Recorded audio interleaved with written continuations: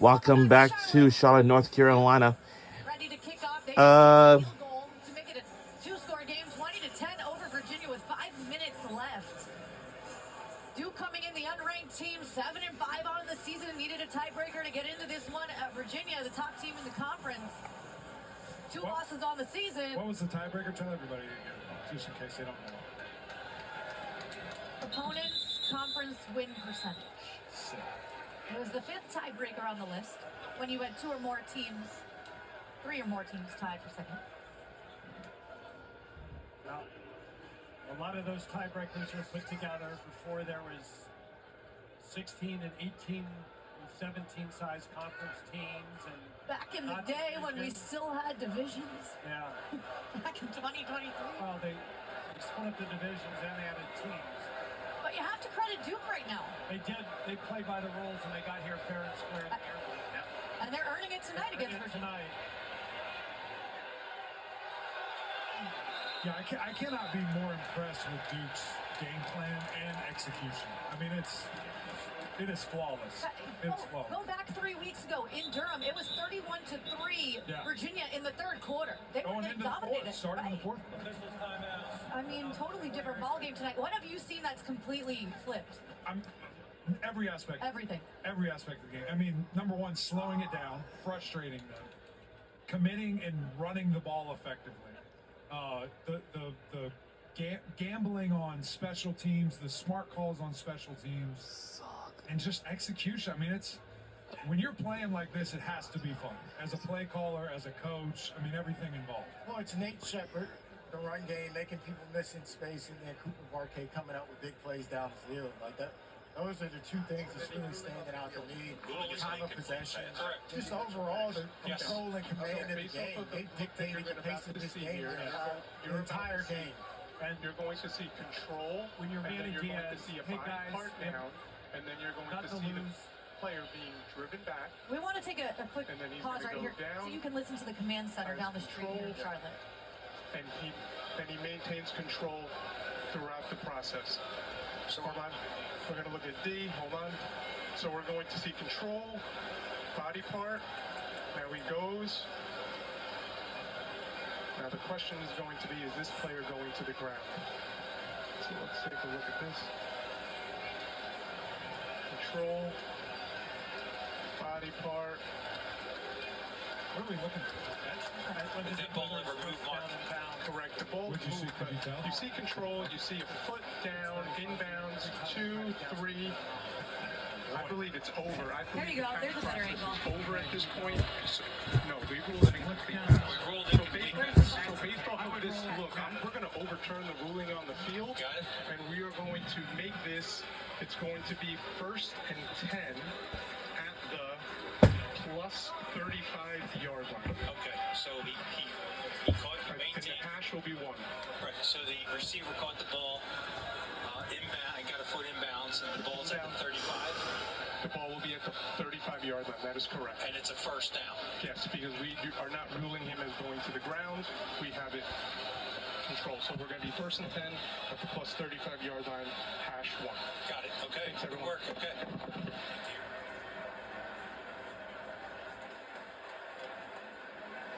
Because it's going to end up go back. Thank you. After review, the receiver completed the catch and got a foot down inbounds. It will be first down at the 35-yard line for Virginia. And they say call is overturned. What's up? Call is overturned. What do we think about that? Not a catch? A catch? Well, the ball's on the ground, it looks like. What is a catch? Do we know what a catch is? At this point, foul on. It's almost 2026. We got to get Duke in the playoff.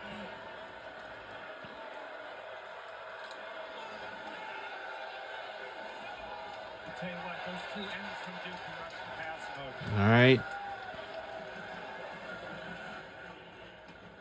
There's no rhythm to the offense. There's nothing that.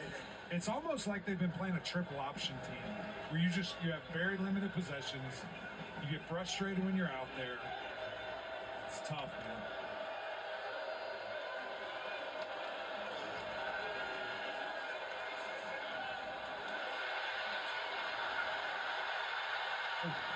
And Virginia Got some tempo on that got a line. first down right at the 40-yard line, at the 40. All you needed was one big game. Right back in.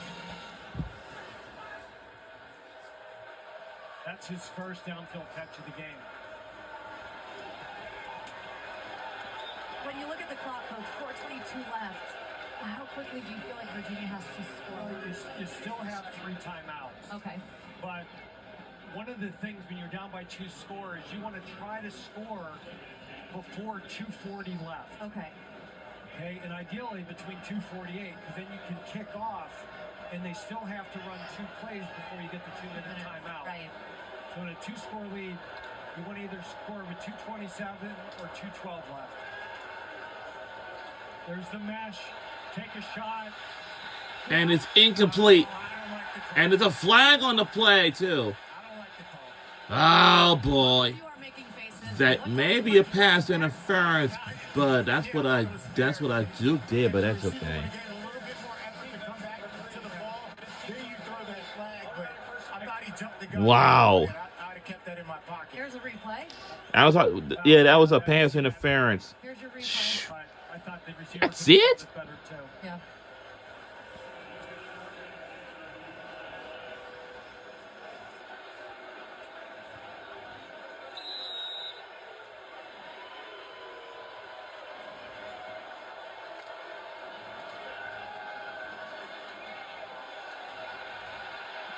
And it's incomplete. They couldn't catch it, couldn't connect. You throw it one time in it, and then you don't the next.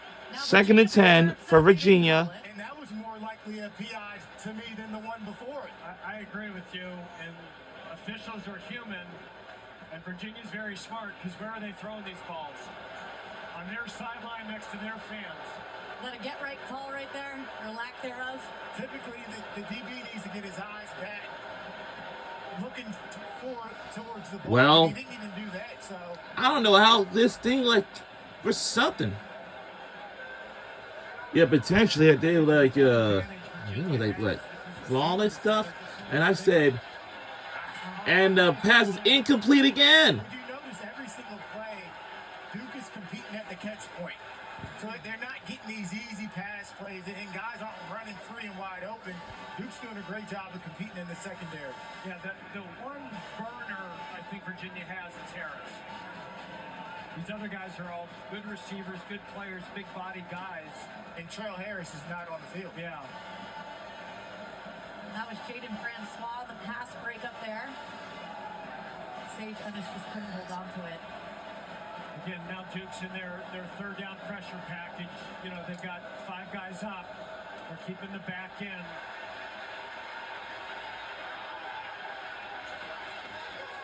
And it's going to be incomplete. Nobody's now wide open.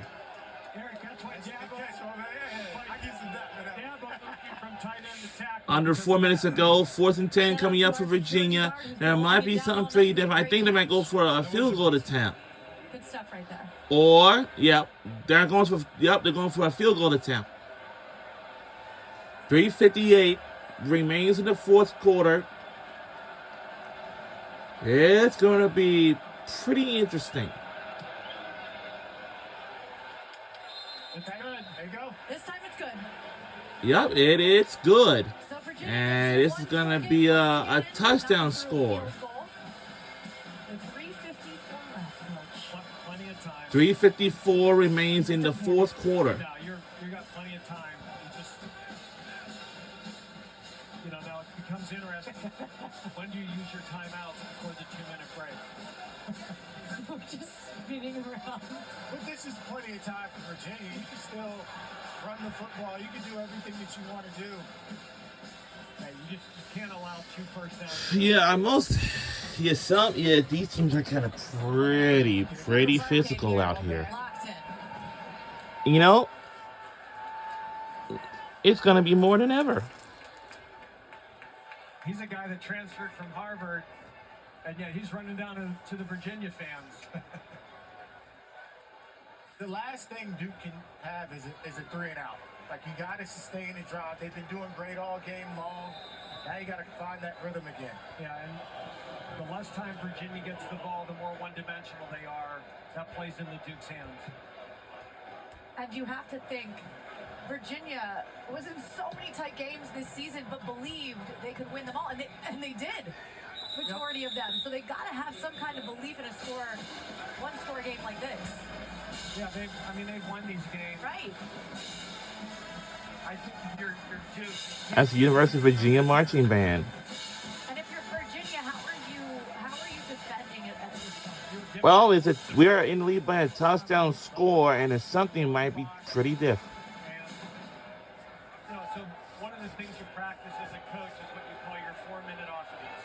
What? You have a lead, there's less than 4 minutes in the game, and you have to run the ball against hard surfaces. Now the Virginia fans are involved a little bit here. They're on their feet. There's too many. Yeah, and they pressured there and outnumbered them. Second down. Get up slow.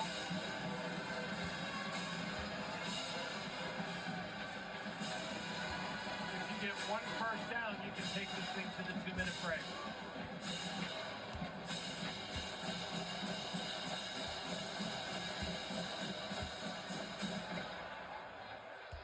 Too many yards on that down against that block.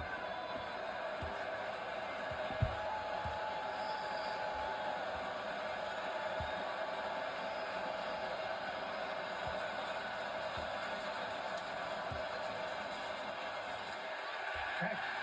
Better job there. Yeah, and they ran a gap scheme and the linebacker ran through. And you can only do that when you're defending one. 3rd and 4. 3:04 to go. Coach, what's the play call here?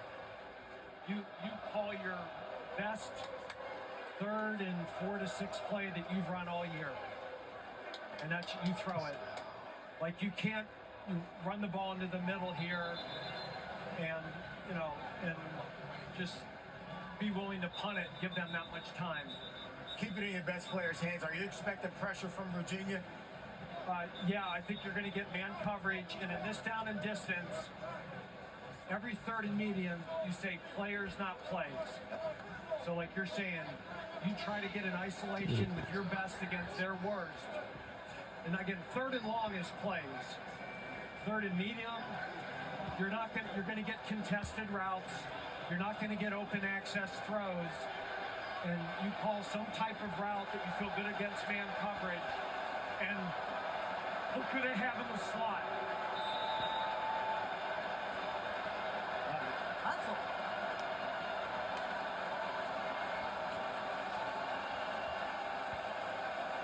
And they're getting pressure, and it's man coverage. Nope, zone. He can get to the edge.